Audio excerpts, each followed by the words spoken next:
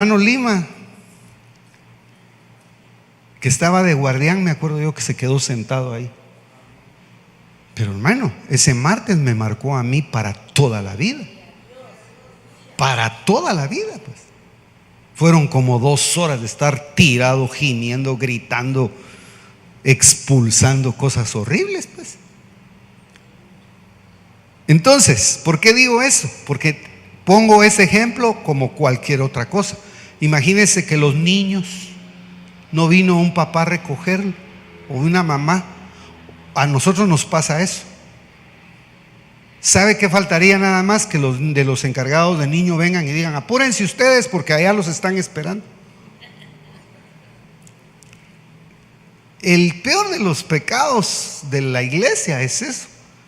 Por eso yo no soy partidario, hermano, de que los cultos se saquen por series, ¿verdad? Terminen y váyanse, ahora entra el otro grupo, terminen y váyanse, ahora entra el otro grupo. No, eso no es así. Perdóneme. Yo lo digo porque yo creo que un culto tiene una parte que es lo contemplativo y la asimilación de la vida de Dios. Por eso mucha gente en los años registra y se registra y no tiene nada porque no asimiló nada.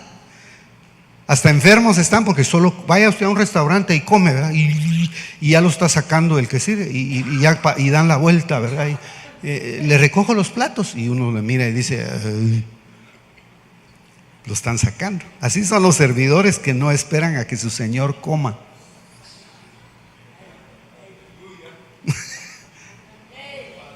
Por eso le digo que a mí el Señor hoy en la mañana me estuvo diciendo: esta es la escuela de servidores. Dice: y sírveme hasta que haya comido y bebido, porque primero se come y después se bebe, primero se asimila y después se goza uno. Estaba ministrando a una hermana amada hace como 15 días y ella se quedó al final y nos quedamos con el hermano Jacobo. Y fíjese que cuando yo comencé a orar por ella, yo no soy de ver, hermano, pero yo la vi a ella carcajeándose, pero riéndose. Y dije: le digo, no le digo, le digo, no le digo. Le tuve que decir: hermana, ¿pero qué le pasó a usted? Si usted era la que traía el vino aquí a la iglesia. Cuando le dije eso, hermano, comenzó esa mujer a pegar unos gritos. Pero gritaba, hermano, terminó riéndose. Todos se habían ido. Pero dígame, ¿por qué no lo recibió a la hora de la adoración? No porque yo se lo haya dicho. Pudo haber tomado el Señor a otra persona, pero es hasta que ella quiso beber. Por eso, hermanos, nosotros tenemos que pedirle al Señor que nos dé la gracia. Nos dé la gracia de ver esos detalles, porque estamos en una sociedad de consumo, pero pensamos que esa sociedad no nos está afectando, ¿verdad? La sociedad de consumo es compra y váyase y que entren y que salgan. No, aquí es compre, siéntese, vístase, coma despacio, si no se va a ahogar, se va a empachar. Tome vino, digiéralo, disfrútelo y vayas. Pues ¿sabe por qué, hermano? Porque qué bueno fuera la gente que no tiene eso en las iglesias se va al mundo. Uno cree, hermano, que de aquí se van a orar al mundo, ¿saben? Al cine en la tarde. Asústese, a pecar. Entonces, ¿por qué estoy hablando de esta manera? Porque el problema a veces no son las ovejas, el problema son los servidores que nunca tienen tiempo. Y al servidor o al siervo, para ponerlo, y fíjese, decimos siervos todos. Ahí, si usted mira a los que se están acercando al Señor, ya a los apóstoles ya no les está diciendo discípulos. Aquí ya se acercaron ellos con el rango de apóstoles. Si usted mira, dice: y los apóstoles le dijeron al Señor. Bueno. Y el Señor no les dijo: mis siervos distinguidos. Él le dijo: ustedes ni siquiera han aprendido a vestirse. Porque no era la enseñanza para otros, pues. Ustedes ni siquiera han aprendido a dejar que el pueblo digiera la comida. Y sabe, hermano, que en esa relación, por eso dice que el siervo debe de estar vigilante, observante y esperando, así como cuando el novio regresa de bodas. ¿Para qué? Para servir en momentos muy especiales. Entonces quiere decir que la gente que no come, no bebe, no digiere las cosas, hermano, no tiene la vocación de seguir buscando al Señor. Dese usted cuenta que gran parte de la iglesia se ha ido al mundo en la literalidad porque no digiere en lo que come. Entonces termina buscando otras cosas. Bueno, y dice ahí: y sírveme hasta que yo haya comido y bebido, y después comerás y beberás tú. Esto, hermano, tiene una implicación escatológica, porque yo decía, irá a ser una maravilla y un privilegio grandísimo que ahora el Señor venga con un plato y lo siente a la mesa y le diga: te voy a servir yo a ti. Eso será para mí el privilegio. Imagínense, era en cierta medida lo ilógico que Pedro no lograba que le entrara a la cabeza. Porque Pedro, con el perdón de nuestro apóstol amado, traía mentalidad de esclavo. Y cuando el Señor le dijo: te voy a lavar los pies, se encogió los dedos. Porque en el fondo estaba reaccionando en la forma en la que él realmente era. Es decir, él no quería lavarle los pies a otro. Por eso no se los dejaba lavar. Entonces cuando dijo: no, ¿cómo me vas a lavar tú los pies a mí? Parece lógico que estaba diciendo: Señor, pero si tú eres a quien, entre comillas, Señor, si tú eres al que yo debería lavarle los pies, ¿por qué no se los lavó entonces? No, tenía sus piecitos sucios y era el Señor el que le tenía que hacer la administración para que entonces le quedara la vida y pudiera él ministrar a otros. Ese es el principio del ministerio y el principio del verdadero servicio.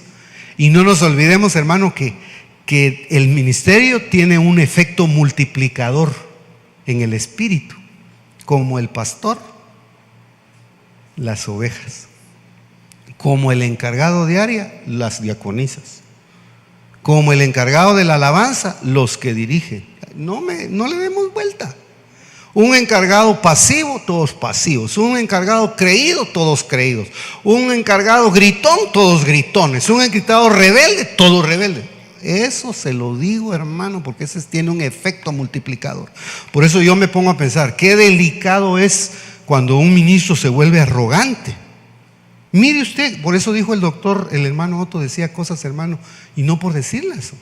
Él ya había ido, había venido, había ido y había venido. Dijo: ala, sí, dijo, sí, como cuando el pastor es eléctrico, todas las ovejas son eléctricas, dijo. Tan real, que Dios tenga misericordia de nosotros. Ahora, y dice: ¿acaso, dice, les das gracias al siervo que hizo lo que se le ordenó? Así también vosotros, cuando hayáis hecho todo lo que se ordenó, decid: siervos inútiles somos, hemos hecho solo lo que debíamos de hacer. Es decir, el primer trabajo entonces, hermano, es que a la hora de comenzar uno a vaciarse y a rendirse y a sacar todo lo que dificulta que uno se pueda someter al Señor, todo ese trabajo tiene uno que pasar. Y esto, hermano, no es en una escuela, como le dijera yo, vamos a hacer una escuela así como esta. No, usted de aquí se lleva la palabra y va a ver que a algunos se les olvidará. Otros quizá la agarrarán, irán a repasar, y ya en el terreno de la acción, ahí le van a dar forma de siervo. Ahí le van a dar la forma, porque hermano, imagínense que en su congregación haya una necesidad en la que usted se tenga que quedar hasta las 4 de la tarde. Ahí le va a recordar el Señor el verso. Mira, está comiendo y está bebiendo, espérate que termine.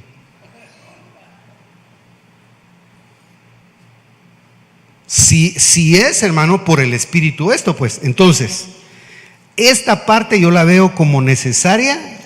Y la otra, el contexto que está en Lucas capítulo 12, 36, ya es la parte que ensambla con esta, porque dice: sed semejantes a hombres que esperan a que su Señor regrese de las bodas para abrir tan pronto como llegue y llame. Dichosos aquellos siervos a que en el Señor al venir los halle velando.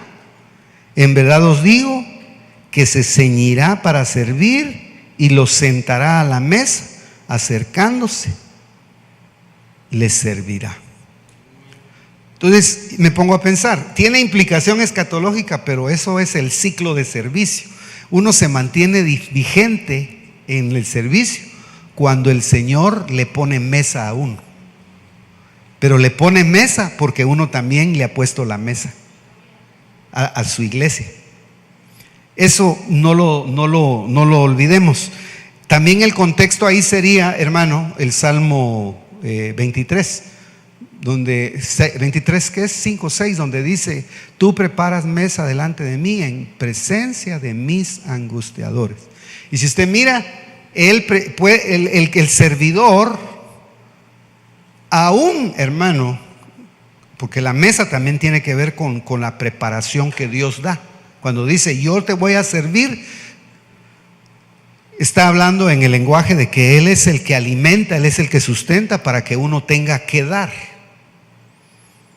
Pero a veces está tan angustiado el servidor porque está sometido a ataques que no puede ni atender, pero dice: en medio de eso yo te voy a servir la mesa, te voy a ungir la cabeza y tu copa la voy a hacer rebosar, que son 3 cosas necesarias para el servicio, ¿verdad? Puede uno, por eso usted, hermano, ese es otro detalle que quiero dejarle como recomendación, porque aprovechando que Dios nos da la oportunidad de hacerlo, nosotros preparémonos también enseñando la palabra. Porque a veces, hermano, el servicio se hace con enseñanzas pero humanas. Miramos, Patojo, ponete allá, mira, allá en el 1, ahí ponete. O miramos, hace esto. Sí, pero hay que enseñar que nuestros hermanos sepan que no es una organización humana. Que nuestros hermanos sepan que el servicio tiene un fundamento bíblico, que lo que están haciendo no es sirviéndole al hermano tal o al hermano cual, sino están creciendo espiritualmente, y que en ese crecimiento Dios se va a ocupar de darles forma, van a tomar forma de siervos.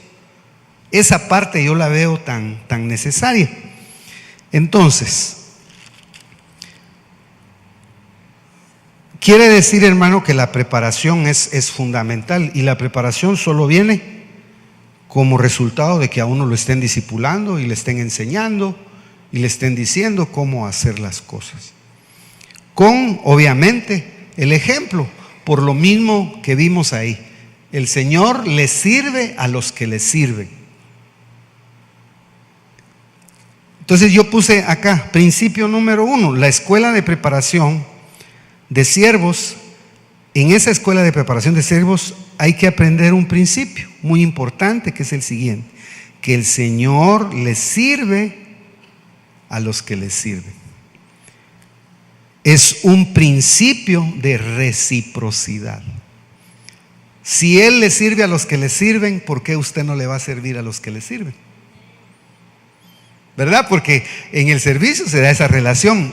Hay gente en el servicio que tiene gente que le sirve. Pablo, por ejemplo, habla de Timoteo o de ¿quién fue el que se enfermó de gravedad en Filipo se enfermó Onésimo, no, Epafrodito. Él fue el que se enfermó de tal manera, hermano, que estuvo hasta con pena de muerte. Pero dice que el Señor lo sanó de una manera milagrosa, pero él pagaba una cuota de servicio. Cuando usted lee, él dijo, porque él tiene una cuota de servicio hacia mí. Es decir, que uno tiene eso, hermano. ¿Y por qué es tan delicado esto? Principié diciendo, si los servidores no hacen una introspección, si los ministros no crecemos, entonces sí vamos a creer que somos dueños de las ovejas. Porque en el servicio también se les sirve a las personas. Qué bueno fuera que apareciera el Señor y todo solo a Él. No, el servicio es servirle también un ministro mayor a un ministro con otro rango. Josué y Moisés. A mí me gusta mucho el texto. Moisés, siervo de Dios; Josué, siervo de Moisés. Entonces, es recíproco.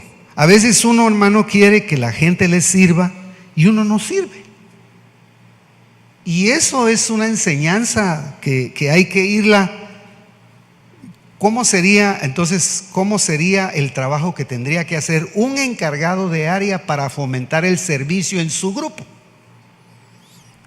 ¿Qué principio debería tener? Comenzar a servirles. No decirles qué tienen que hacer, sino comenzar a servirles. ¿Para qué? Para que entonces haya reciprocidad. Porque el problema, al menos, hermano, lo que uno logra visualizar es cuando el concepto de servicio es: fulano de tal está bonito para tal cosa, llamémoslo, ya tenemos a quien mandar. Venga, mire, aquí nos va a ayudar a cuidar carros.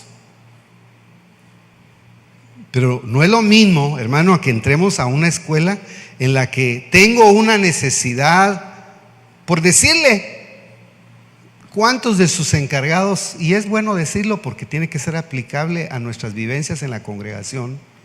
¿Cuántas veces uno, hermano, se preocupa de la gente a la que, entre comillas, esa palabra tan triada, cubre de penas y de aflicciones?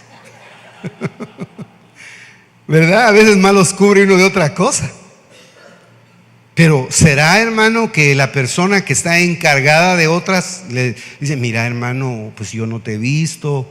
O mira, hermano, fíjate que estoy preocupado por esto, o te he visto así, o se enfermó. Mira, hermano, yo no te puedo ayudar en algo, pero venite, hombre, hagamos algo. Es decir, que la gente también vea que no es un instrumento, sino es una persona, que le están despertando una vocación. Por eso también es necesaria esa parte.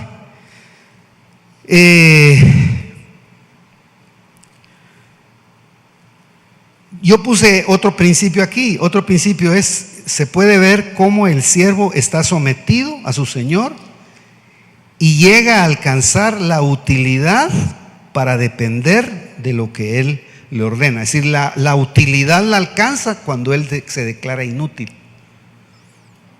Es decir, siervos inútiles somos. Uno alcanza a ser útil para Dios cuando uno, vaciándose de sus habilidades, expone su vida para que otro lo use. A nadie le gusta que otro lo use. ¿Se ha fijado usted que una de las partes más agravantes de las relaciones interpersonales es que este me está usando? Ese es agravante, cuando usted mira que hay alguien que lo está usando para beneficio. Pero en el servicio legítimo usted puede usar a una persona si usted es un legítimo servidor de Dios. Tal vez no le va a decir: mira, yo te estoy usando, sino sencillamente viendo que la persona obedece a una orden y hace lo que usted le dice, está cumpliendo con ese débito de servicio. Uno de los grandes problemas que hay en el servicio es esa parte. Y dice otro aspecto, otro principio es que aunque nosotros hayamos hecho nuestro trabajo y lo hayamos terminado, porque cuando el Señor llama, dice, el servidor estaba pastoreando ovejas, estaba arando, pero no se fue a descansar, sino fue a servir al Señor. como dando a entender, y eso es otro gran problema que yo veo en el servicio. Hay gente que solo cumple su privilegio y se desaparece. Si usted mira en las iglesias, hay mucha gente, hermano, que ya su concepto de servir es solo aparecerse el día que le toca su servicio, pero nunca se sientan a comer y mucho menos a beber. Hago la salvedad. A beber, pero no de otra cosa. Porque ahora se puede equivocar eso, ¿verdad, hermano? Que comer es nutrirse de la palabra, que me sustente, que yo me sienta saciado, que yo me sienta en paz. Y beber es disfrutar lo que yo asimilé. Esa parte dice que el que trabaja y el que tiene arado y el que cuida ovejas, lo más para reciclarse, tiene que llamarlo el Señor ahora y decirle: ahora come y bebe, hasta que haya quedado satisfecho el que sirvió también. Porque, hermano, así como el dueño de la obra come y bebe y queda satisfecho, es necesario que usted, cuando Dios le sirva, quede bien comido y bien satisfecho. Porque el peor de los problemas de un servidor es la insatisfacción. No, que yo quiero estar en tal lado, no, ahora ya no me gusta, ahora estoy en este lado. Yo conozco diáconos de toda la vida, están en paz y están satisfechos en el lugar en donde Dios los ha ubicado. Porque, hermano, a final de cuentas no es por eso decía, no es la posición, sino es la condición de uno. Si nuestra condición es espiritual, ¿cuál es el problema? Si eso es lo que manda. Entonces, tendríamos que ver esa parte. Ahora, seguimos viendo el pasaje que leíamos en relación, otro de los grandes, la gran señal pues de los últimos tiempos es que los siervos les van a cambiar naturaleza, o van a cambiar su naturaleza. Permítame que busque Lucas otra vez, capítulo 12, porque entonces aquí, hermano, ya viene que después de que se da el ciclo de satisfacción, ya viene la mayordomía. Una cosa está relacionada con otra. Pues ¿quién, dice, es el mayordomo fiel y prudente, a quien el Señor pondrá sobre sus siervos para que a su tiempo les dé sus raciones? Que la mayordomía tendría que ver ya con la forma en que uno ministra o administra lo que Dios le da. Que no es lo mismo ministrar que administrar, ¿verdad?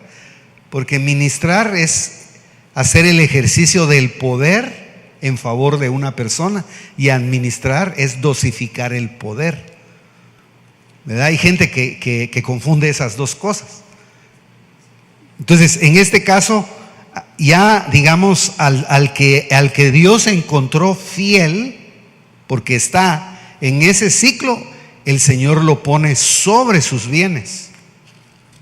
Porque dice: ¿quién pues es el mayordomo fiel y prudente, a quien el Señor pondrá sobre sus siervos para que a su tiempo les dé sus raciones? Dichoso el siervo a que cuando el Señor venga lo encuentre haciendo así. De en verdad os digo que lo pondrá sobre todos sus bienes. Pero aquel siervo que dice en su corazón: mi Señor tardará en venir, y empieza a golpear a los criados y a las criadas, y a comer y a beber y a embriagarse. Ahí ya está agregando algo. Dice que ya no es un disfrutar, sino ya es un perder el control. Si ya hay un embriagamiento, hermano, ya es más delicado. Y fíjese que a veces, hermano, y la palabra embriagarse es cuando ya no hay quien discierna en la obra de Dios. Ya no hay control de lo que se hace. Se cae en vicios en las ministraciones. Dígase, vicios en las áreas de servicio, vicios en las predicaciones, vicios en las enseñanzas, en todo lo que se mueve. Por eso uno tiene que estar constantemente pidiéndole al Señor renovarse un poquito, tomar ese primer ciclo, porque dice que el Señor lo ha de poner sobre sus bienes. Ahora yo me pongo a pensar, hermano, que el Señor le ponga sus bienes a una persona para que se los administre.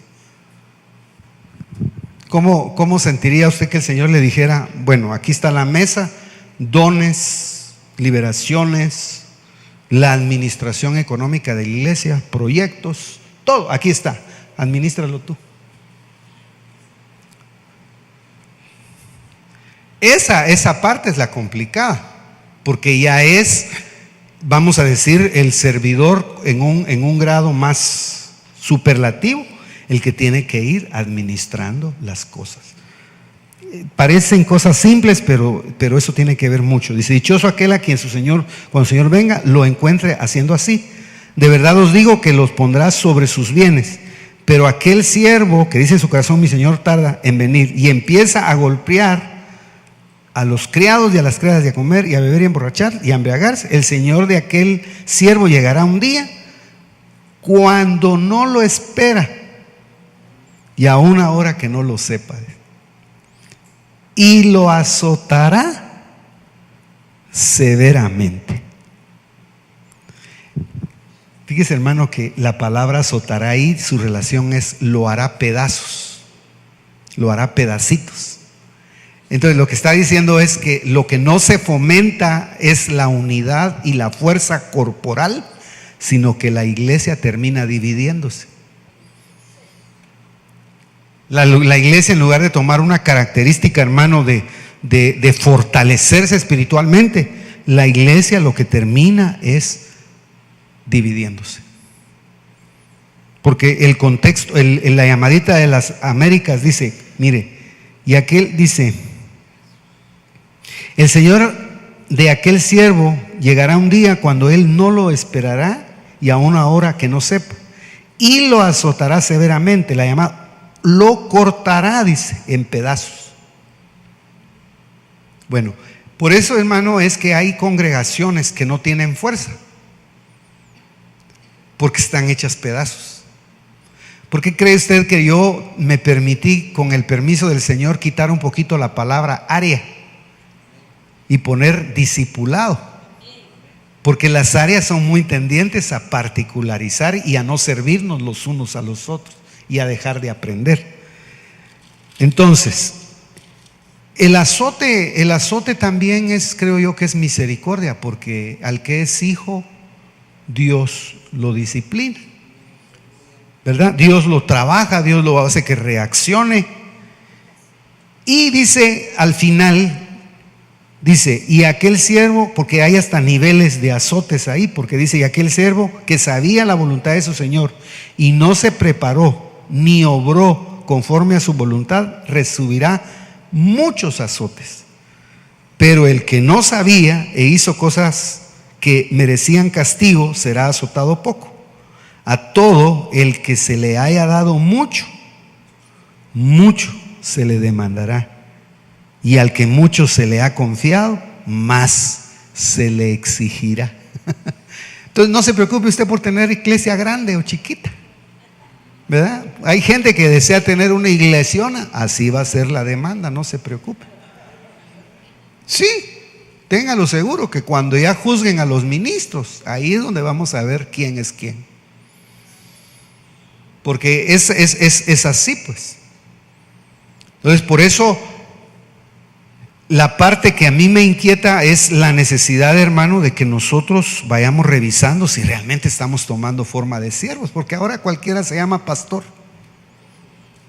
Perdone la expresión, hermano, pero se asusta uno, ¿verdad? Cualquiera se pone de pastor. No revisan la vida de la persona, no saben ni quién lo instaló. De repente aparece alguien poniendo su iglesia ahí en un hotel y ya comienza a ver dónde saca ovejas. Uno, porque no habla. Pero yo creo, hermano, que y es delicado, porque esas son las iglesias, hermano, inconformes, emergentes. No hablemos mal de esas, yo lo digo en términos generales, pero que Dios tenga piedad, porque acuérdese que eso es lo que se vive ahora, y ahí va la gente de arriba para abajo. No son estables, no son firmes, no son buscadores de Dios. Delicado. Ahora,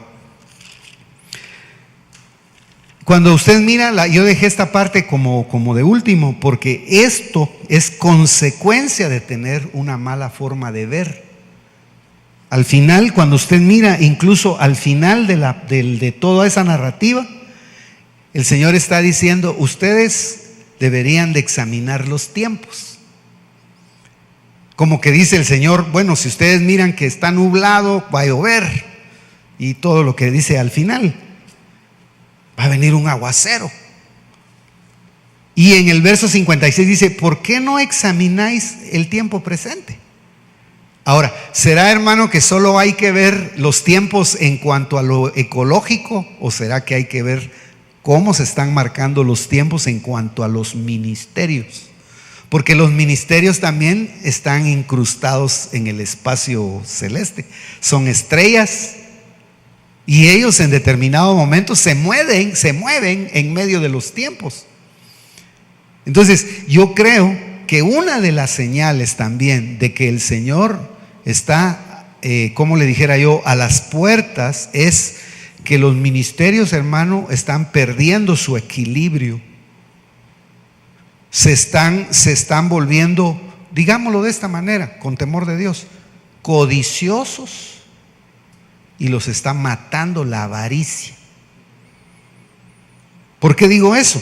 Porque el texto, lo que antecede es la advertencia que el Señor hace contra la avaricia.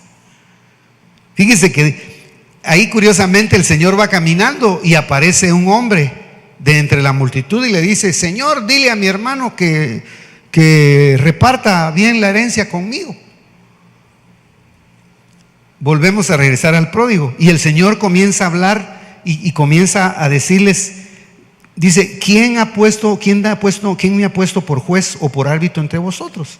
Y él dijo: estad atentos, guardaos de toda forma de avaricia, porque cuando alguien tenga, dice, porque aun cuando alguien tenga abundancia, su vida no consiste en sus bienes.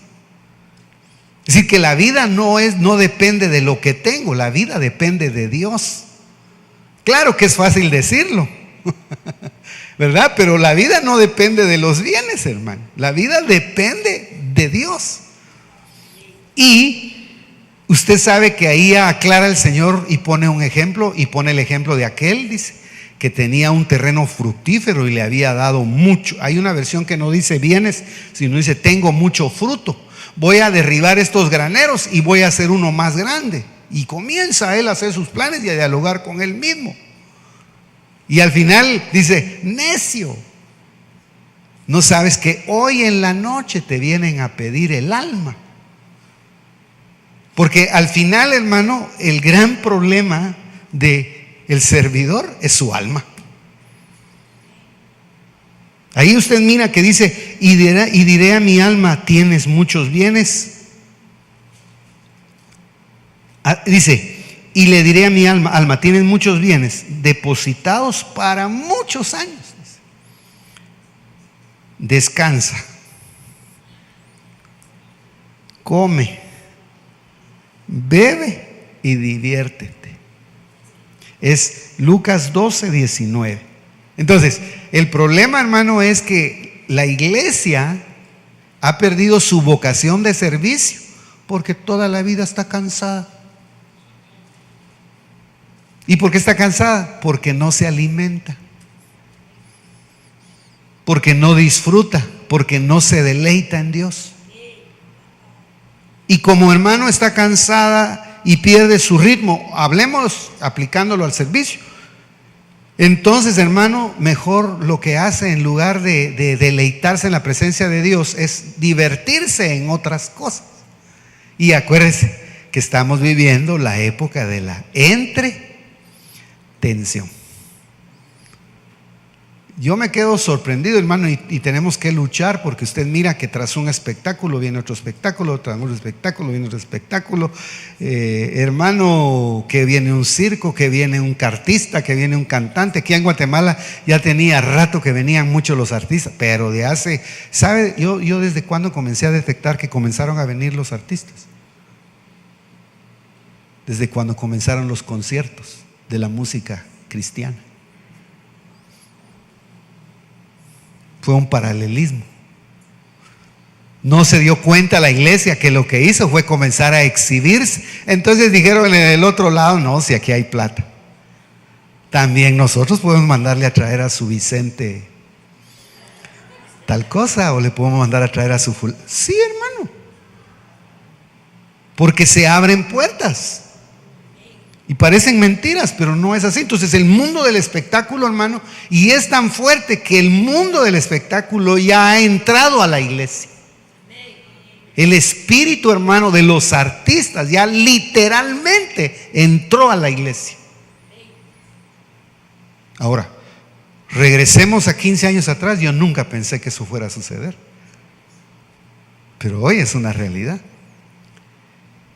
Entonces, parece que no, pero hermano, que Dios tenga piedad de nosotros. ¿Por qué? Porque se perdió el espíritu de servicio.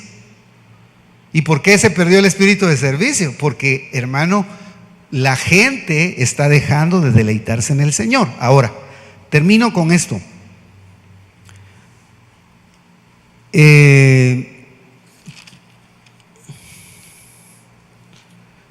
Cuando el domingo estaba yo viendo algo de eso y lo quería relacionar, pero solo para dejarle este pensamiento.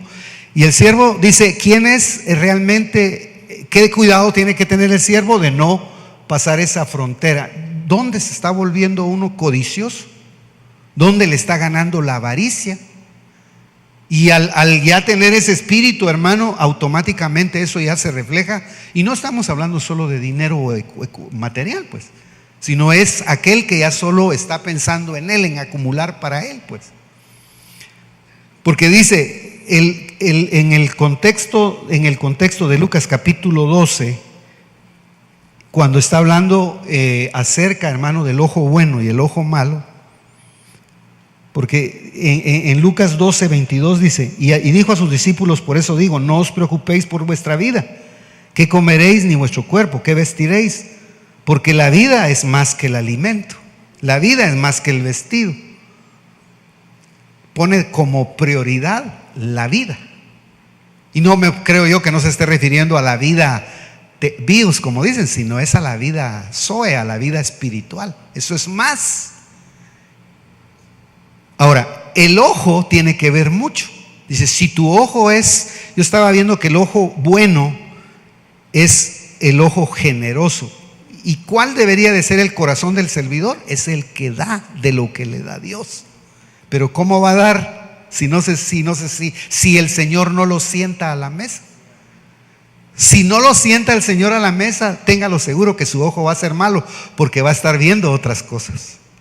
Yo puse ahí ojo bueno y ojo malo. Ojo, dice la gran pregunta: ¿a quién es? La gran pregunta: ¿a quiénes les servirá? A los que tienen su ojo bueno. ¿A quiénes les servirá el Señor? A los que tienen su ojo bueno. ¿A quiénes los irá reciclando? ¿A quiénes les irá dando forma? A los que tienen su ojo bueno. Los que no tienen su ojo, hermano, solo puesto en las cosas de la tierra.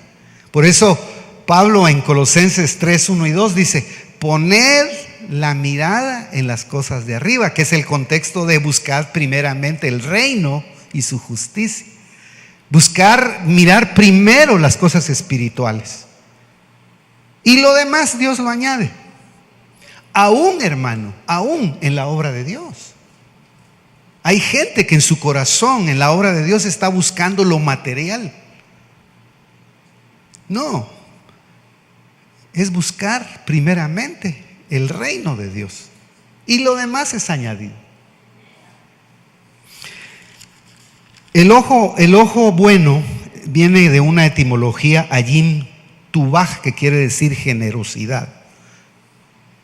el ojo malo, ayim raaj, tacaño, codicia o avaricia. Si el siervo tiene su ojo bueno, el siervo que tiene su ojo bueno es el que tiene la capacidad de levantar la mirada y ponerla en las cosas celestiales. Por eso, cuando usted mira el pasaje del afán y la ansiedad, al final el Señor dice: pero si yo me preocupo de los pajaritos, me preocupo de los animalitos, ¿cómo no me voy a preocupar de los hombres, de ustedes? ¿O cómo no se va a preocupar el Señor de los que le sirven? Pregunto, ¿usted cree, hermano, que el que le sirve a Dios, Dios no se va a preocupar de él? Sí, ahí mismo está diciendo que Él lo va a sentar a la mesa y Él es el que le va a servir. Lo que uno debe de verificar es si verdaderamente está buscando servirle a Dios. Eso es lo que uno debe de verificar. Dice, siendo que tiene su ojo bueno, es el que tiene la capacidad de levantar la mirada y ponerla en las cosas celestiales. Colosenses 3:2, poner la mirada en las cosas de arriba y no en las de la tierra. Esto es una de las señales de que el creyente tiene resucitado su espíritu. Porque Pablo dice, si habéis resucitado con Cristo, poned la mirada en las cosas de arriba. ¿Cuál es una de las señales de una persona que tiene su espíritu vivo, despierto? Es el que tiene su mirada en prioridad en lo celestial. Le interesa lo eterno. Y no busca las cosas de abajo, sino que eso va como aparejado. En Colosenses 2:3 dice, para que sean alentados sus corazones y unidos en amor, fíjese. Y que alcancen todas las riquezas que proceden de la plena seguridad de comprensión, resultando en un verdadero conocimiento del misterio de Dios. Es decir, Cristo. Quiere decir que si en Cristo están escondidos todos los tesoros de la sabiduría, el servidor, ¿qué le interesa? Buscar lo que está escondido en Cristo. Porque a final de cuentas esa es la fuente de la administración en todo sentido. ¿Qué hace uno, hermano, para ministrar si no tiene la vida del Señor? Pero si estamos buscando al Señor, una palabra, ¿no? Mire, yo he estado estudiando por ahí algunos comentarios. Los grandes mensajes no son a veces los que uno cree. A veces los grandes mensajes son los cortitos. A veces uno cree que los grandes mensajes son, no, 2 palabras, hermano, que convencen a la gente de algo. Uno ya la hizo. O como decía alguien, ¿verdad? Las grandes oraciones no son las largas. Cristo no oraba mucho en público. Las grandes oraciones como la de Pedro cuando se estaba ahogando. Señor, sálvame. O lea usted la vida de los grandes oradores, de Juan Wesley, de Knox. Llega de eso, va a ver que ellos eran hombres que eran más privados en su oración y cuando oraban con la gente no le decían mucho. Porque ya nada más como que eran órdenes las que daban. Ahora, en Cristo están escondidos todos los tesoros de la sabiduría y del conocimiento. Solo unos ejemplos, por ejemplo, para ilustrar esto. Estaba yo viendo el encuentro que tuvieron 2 bendecidos, Jacob y Esaú, y cómo definieron cada quien lo que tenía. Porque esto tiene que ver, hermano, con la avaricia. Fíjese que a Jacob, el Señor, usted sabrá toda la historia, pero a Jacob lo bendijo su padre. Génesis capítulo 27, verso 27. Y se acercó y lo besó al notar el olor de sus vestidos. Vístete bien. A Jacob no lo hubiera bendecido su padre si su madre no le dice qué vestidura se tenía que poner. Vístete bien. dice, y lo bendijo diciendo: he aquí el olor de mi hijo, es como el aroma de un campo que el Señor ha bendecido. Dios te dé pues el rocío del cielo y la grosura de la tierra. Primero pone el rocío del cielo y después la grosura de la tierra.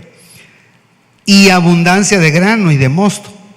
Sírvante pueblos y póstrense ante ti naciones. Sé Señor de tus hermanos e inclínense de ti los hijos de tu madre. Mire qué fuerte esto. Malditos los que te maldigan y benditos los que te bendigan. Así que no se preocupe si lo han maldecido. A veces uno se maldice por estar maldiciendo lo que no debe de maldecir. Bye. Esa fue la primera bendición. Pero ya después llegó Esaú y dice: padre, ¿no tienes una bendición para mí? También tengo, le dijo. Y Esaú le dijo a su padre: no tienes más que una bendición, padre mío, bendíceme también a mí, padre mío. Y Esaú alzó su voz y lloró. Entonces su padre Isaac respondió y le dijo: he aquí, lejos de la fertilidad de la tierra será tu morada. Mire qué bendición. A mí me inquieta, hermano, porque dice: lejos de la fertilidad de la tierra será tu morada, y lejos del rocío que baja del cielo. Porque Esaú está tipificando, hermano, el que pone su mirada en las cosas de la tierra. Jacob está tipificando al que tenía su mirada puesta en las cosas de arriba.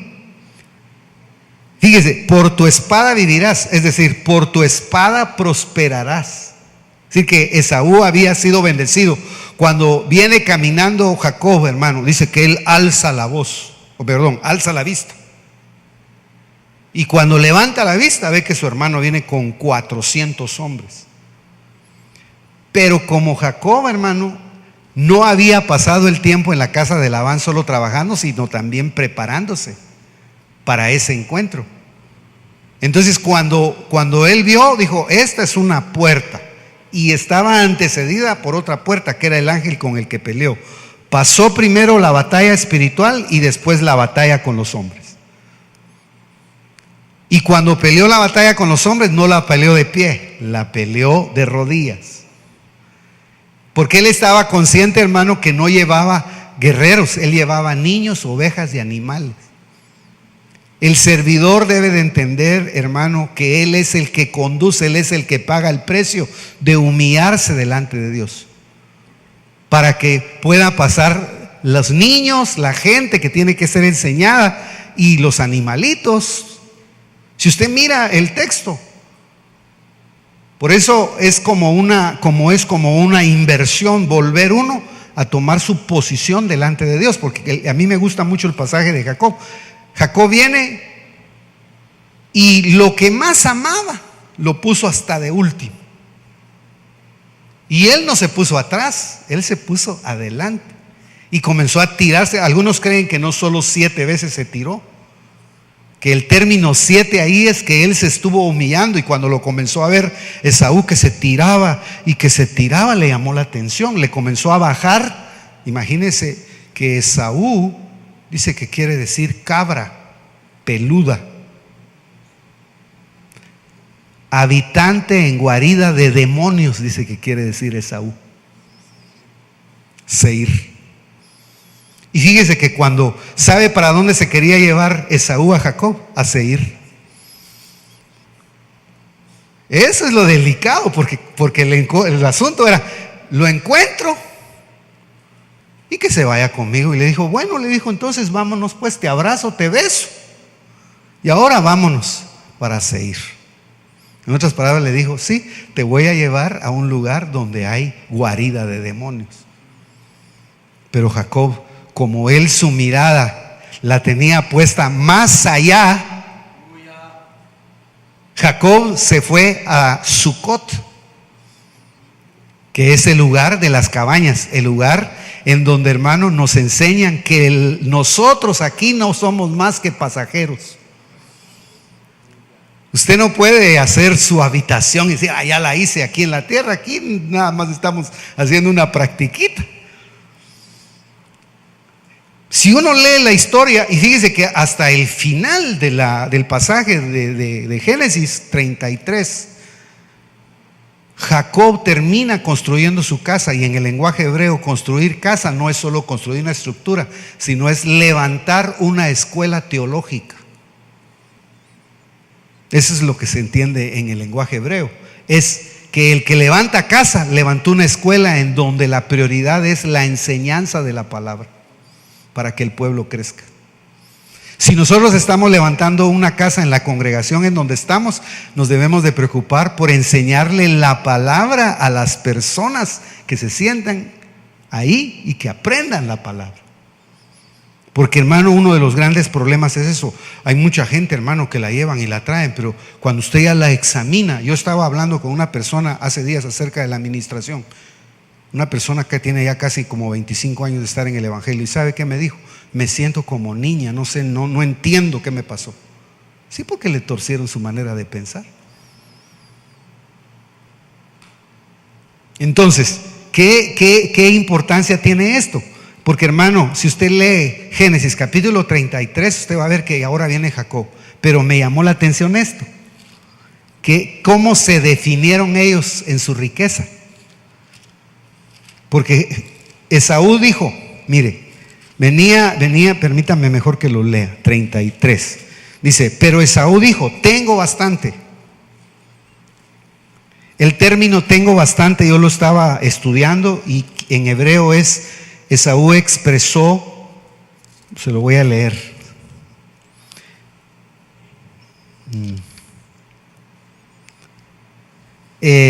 Tesli Rab, es tengo mucho. Pero el término apela a tengo abundancia material. Todo lo que he hecho, lo he hecho con la fuerza de mi espada, por la bendición que mi padre me dio. Fíjese, Jacob no dijo eso. Jacob dijo, tengo todo. Hay una diferencia entre decir tengo todo y tengo mucho. Porque tengo todo está apelando a que él tenía a Dios en primer lugar, y por eso no tenía necesidad de nada. Eso fue lo que definieron. Por eso dice, pero Esaú dijo, tengo bastante, hermano mío, no sea tuyo, que sea, dice, hermano mío, sea tuyo lo que es tuyo. Mas Jacob respondió, no, te ruego que si ahora he hallado gracia entre tus ojos, tomes el presente de mi mano, porque veo tu rostro como el rostro de Dios, y favorablemente me has recibido. Acepta, te ruego, el presente que se te ha traído, pues Dios me ha bendecido. Esaú no dice que Dios lo ha bendecido, dice, él tengo de todo. Porque yo tengo mucho. Pero en la llamada de las Américas, ahí dice, pero tengo mucho. Y en la Bahía de las dice, tengo todo. El término en hebreo es kol. Yo estaba revisando el término, y el kol tiene que relación, hermano, con estar satisfecho con lo que Dios le da. Cuando las cosas vienen de la mano de Dios, usted está satisfecho, usted está en paz. Nosotros estamos en paz. Por eso digo yo, ¿por qué a los ministros, hermanos, su herencia es Dios? Ahora, si a Dios no le satisface a un ministro, entonces no es ministro. El ministro, hermano, que ya no le satisface la presencia de Dios, el ministro que no se deleita en Dios, entonces o no es ministro o perdió su visión. Pero el Señor les dijo, yo soy su herencia. Ahí dice, entonces Esaú dijo, pongámonos en marcha y vámonos, iré delante de ti. Pero él dijo, mi Señor sabe que yo tengo niños tiernos y que debo cuidar las ovejas y las vacas que están criando, y si los apuro mucho, en un solo día todo el rebaño se morirá. Entonces, Esaú tipifica también hacer la obra, hermano, bajo aspectos puramente humanos y bajo poderes hasta satánicos. Porque ¿en qué momento se mete uno bajo la cobertura de otro espíritu? Si Esaú, estaba yo viendo ahí en un diccionario hace ratito que dice cabra peluda, Seir, lugar de demonios. Entonces, alzar los ojos, dice que Jacob alzó los ojos y vio a su hermano, pero para decirle y para evidenciarle que él había sido bendecido por Dios, que su riqueza no era otra cosa que el cumplimiento de la promesa que Dios había desatado por boca de su padre. Ahora dice, si usted lee el pasaje, Esaú alzó los ojos para ver a las mujeres de Jacob. Es que cuando uno estudia los términos, hermano, ¿sabe cuál era la pena de Esaú? Estar viendo mujeres ajenas. Dice que él alzó los ojos para ver otros movimientos. Porque las mujeres, hermano, tipifican movimientos extraños en ese contexto. Si usted lee algunos pasajes, Abraham alzó los ojos cuando ya iba al monte Moria. Iban los criados, iba el hijo, y dice que hubo un momento en que alzó los ojos, pero ¿dónde los puso? En el lugar donde iba a haber el sacrificio. Y cuando ya estaba en el monte, volvió a alzar los ojos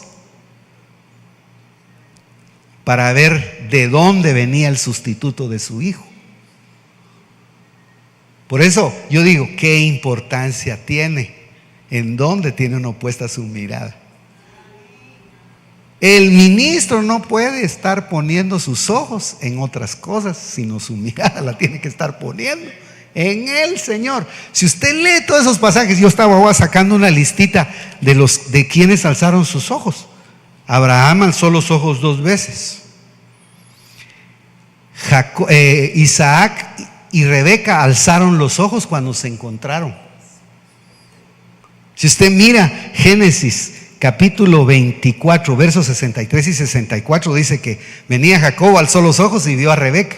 Rebeca levantó los ojos y miró a Isaac. Ese es el desposorio de la novia. Pero lo más triste es que uno que iba con Abraham llamado Lot alzó los ojos para ver la tierra del engaño, porque bien engañado, ¿verdad? Vio verde, vio huerto, dijo, me han hablado del huerto, me han hablado de que el huerto era así, entonces dijo, para ahí me voy, según él que se estaba yendo al huerto del Edén. Fue a terminar a Sodoma. Ahí es bien complicada por eso el gran problema es en quién tiene uno puesta su mirada. Usted y yo podemos tener una iglesia chiquita, grande, mediana, lo que fuere, pero nunca la congregación es el objeto de la mirada. La mirada del ministro debe de estar puesta en aquel que lo llamó. Si uno, hermano, deja de ver al Señor, lo desarma. Incluso yo estaba viendo que Potifar, la mujer de Potifar, alzó los ojos solo para desear a un extranjero. Porque si usted mira a la señora, a ella quería tener relaciones con José, como para decir que hay hijos de Dios que son codiciados por gente impía. Esa parte me llama la atención. Entonces, ya regresando, solo termino con esto, hermano, porque es necesario. Yo creo que nosotros los que servimos tenemos que tener mucho cuidado. Mejor dejar, hermano, que Dios lo vaya a usted trabajando ahí donde lo tiene. Mire, aparentemente no está haciendo Dios nada, pero le está dando forma. Le está dando forma. Y cuidado con la avaricia y la codicia. Como dijo una vez un ministro que no se me olvida, si quiere dinero, dinero le va a dar Dios, dijo. delicado. Ahora, que Dios nos auxilie, porque la vida es más que el alimento, más que el vestido. Y si Dios tiene cuidado de los animalitos, ¿cómo no va a tener el cuidado de nosotros? ¿Verdad? Que Él limpie nuestros ojos.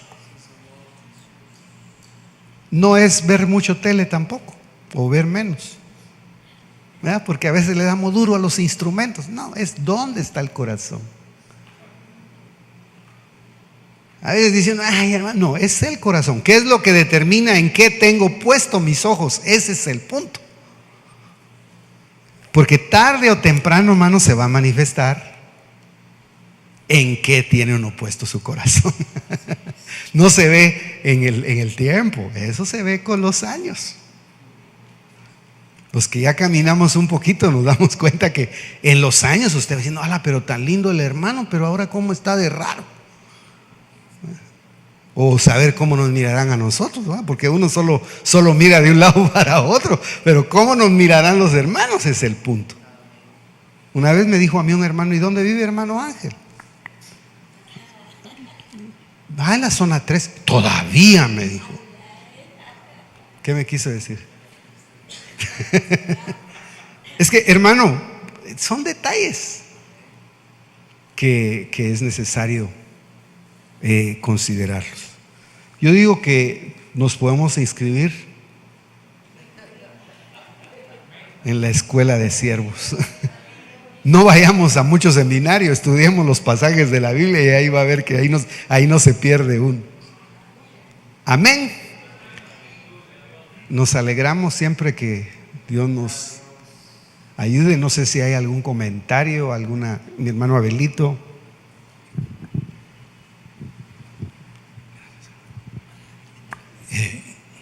Yo creo que con todo esto que escuchamos diríamos que será la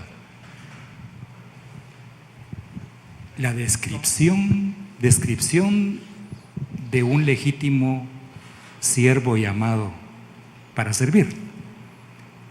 Y por supuesto se encuentra uno con un poco como desnudo, ¿verdad? Y me llamaba la atención que Dios encontró desnudo a Adán. Y entonces, como usted mencionaba, Isaac vio desnudo a Esaú. Y después Corintios dice que no nos encuentre desnudos. Como que la clave del siervo es que no esté desnudo, espiritualmente hablando, ¿verdad? Porque claro. Desprovisto, ¿verdad? Sí, desprovisto de ese traje de luz que tenía Adán y que tomó Cristo como que Él tomó la estafeta de Adán, por supuesto, por cuanto le llaman claro. el postrer Adán. Y nosotros debemos de tomar esa vestidura que se nos dio, ¿verdad? Cuando el Señor nos llamó. Solo digo esto que ante esa fotografía de lo que se está hablando me encuentro desnudo. Yo créame que yo estoy batallando desde las 5 de la mañana. No, desde ayer, hermano, desde ayer como a las 10 de la noche. No hallaba, no le encontraba ni pies ni cabeza, sino hasta hoy en la mañana que yo entendí que era necesario repasar un poquito nuestras bases de servicio. Porque como dije al principio, yo he oído y en el internet ofrecen, si usted quiere clases apostólicas o para salir de apóstol, ahí se las van a dar y le van a dar el título de una vez. Pero con todo respeto, nada que ver con lo que Cristo el Señor deja en su palabra. Amén. Hermano.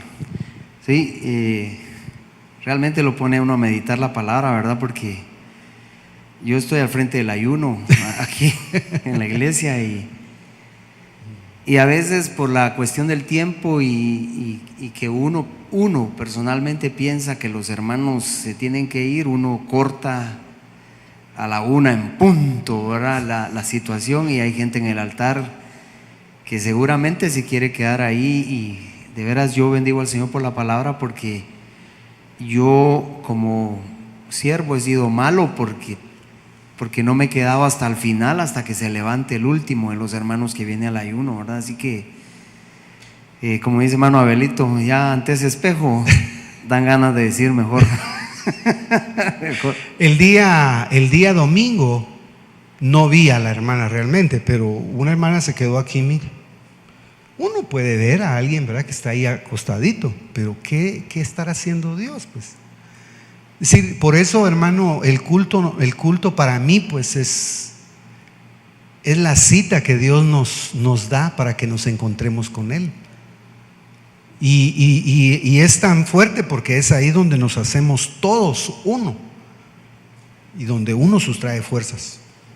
Entonces, que Dios nos ayude, porque una de las falencias, hermano, de la iglesia actual es que se ha ido debilitando su columna vertebral, que son los servidores, y tenemos que entender que el servicio agota, que no es fácil, ¿verdad? Yo siempre digo, hermano, perdone, yo no ministro tal vez con la misma fuerza de antes, tengo que descansar mi poquito, ahí va uno haciendo su horario también. Aunque voy a decir algo, me doy cuenta que si uno busca al Señor, perdonen que lo diga, pero la semana pasada no dormía. Me despertó el Señor como a las 3 de la mañana y no dormía. No, me voy a orar. Hermano, ha sido la madrugada más maravillosa, preciosa. Yo gritaba en la sala, Señor, pero entonces ¿yo dónde andaba? Una visitación tan preciosa que dice uno porque quiere andar patinando, porque venid a mí todos los que estáis trabajados y cargados y yo os haré descansar. Y uno puede estar agotado, agobiado y lo que fuera, pero ya cuando el Señor llega, es por esa vida que estamos nosotros realmente. Yo tal vez lo pongo como una experiencia sencilla, pero a veces se nos olvidan esas cosas. La iglesia, hermano, se entretiene en otras cosas, de veras. Mire, hermano, qué lindo, qué actividades, qué cumpleaños, qué babies, que tanta cosa. Está bien, pero ¿de qué sirve eso si la iglesia no cuando ya se trata de lo esencial? Nada. Si usted mire, hermano, para una actividad donde se van a dar tamales, ahí están todos, decía el doctor. Pero a los ayunos, tú lo dirás. Sí, hermano, yo creo que de alguna manera Dios nos dé la gracia para poder transmitirle al pueblo que el culto es dar. Por eso se le llama servicio también, ¿verdad? Los servicios empiezan a tal hora, claro. Pero no es porque sea un nombre que se le inventó a alguien, sino que es venir a poder servir antes de poder recibir. Exacto. ¿Verdad? Exacto. Definitivamente tiene que ser de esa manera. Y me recordaba el texto del profeta frente a aquella mujer, la viuda de Sarepta. Dice, dame a mí primero. Yo sé que tienes necesidad. Esa es desde otro punto, la peor de las injusticias, ¿verdad, hermano? No tenía nada y dame de comer. Estás para morir, te entiendo, pero dame a mí primero. Entonces que el Señor, cuando lo ve venir a uno al culto, Señor, aquí vengo con mi desgracia o lo que sea, y Él le dice, dame a mí primero. A mí me impresionó mucho, hermano, y nunca había visto que Abraham alzó los ojos al cielo 2 veces, porque a veces uno dice, ya llegué pues al monte. Y estando ahí tuvo que ver hacia arriba. Dice que vamos de gloria en gloria. A veces uno alcanza, entre comillas, una meta y no se da cuenta que ni ha comenzado. Porque eso era lo de la escalera de Jacob. A Jacob le dijeron, esto es por gradas. Yo voy a bajar a la medida en que tú subas. Nos podemos encontrar al pie de la escalera. Nos podemos encontrar al final de la escalera, nos podemos encontrar en la mitad de la escalera, depende. Entonces, yo mi corazón, hermano, he estado meditando pues que tal vez todos nosotros vayamos estudiando los temas, mis hermanos pastores, para seguir, porque yo creo que necesitamos recuperar el espíritu de servicio. En los años uno lo va perdiendo y tenemos, como usted decía, hermano Abelito, no vaya a pensar que yo batallo para venir a dejarlo, porque uno se ve inmediatamente en esto. Pero qué lindo es que Dios nos vaya reciclando, renovando, y sobre todo pensando que hasta hay generaciones. Por eso me gustó el caso de Jacob. Fíjese que algunos piensan, como los exégetas, que me gusta cómo estudian, dice que el único que no se hincó delante de Saúl fue Benjamín, porque iba dentro del vientre de su mamá. El único. Y sabe que en los años, el único que no se hincó frente a Naamán fue Mardoqueo, que era benjaminita.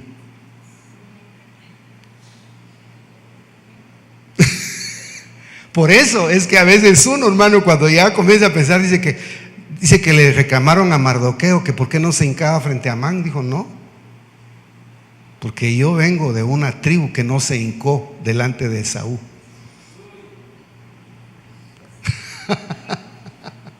Imagínense, por eso digo yo, parecen cosas que no tuvieran relación, pero sí tienen relación. Uno deja marcada a su generación. Y leía un estudio del doctor hace días cuando estaba hablando acerca de la novia. Decía, la novia va dentro de Cristo, cruza la frontera y ni la miran, porque va en Cristo, no va con Cristo. Si usted va con Cristo, cuídese, porque ahí le va a caer palo. Pero si va en Cristo, es invulnerable, porque Él es el que lo reviste y lo guarda. Es que es interesante, hermano.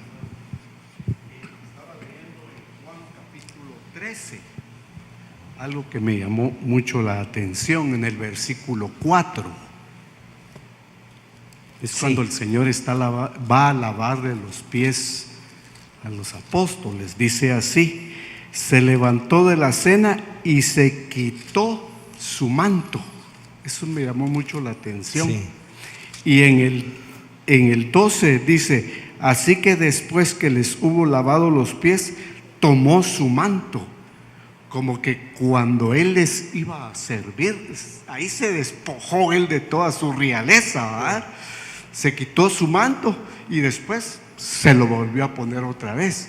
Como que hubieran dos fases ahí, ¿verdad? Y yo creo que eso tiene que ser en el ministro. Y este es el contexto de Filipenses capítulo 2, porque en uno está hablando de cómo él se levanta de la mesa y se humilla, y en el otro toma el manto y se vuelve a sentar otra vez. Y se vuelve a sentar a la mesa. Sí, hermano. Sí, Amén. es así.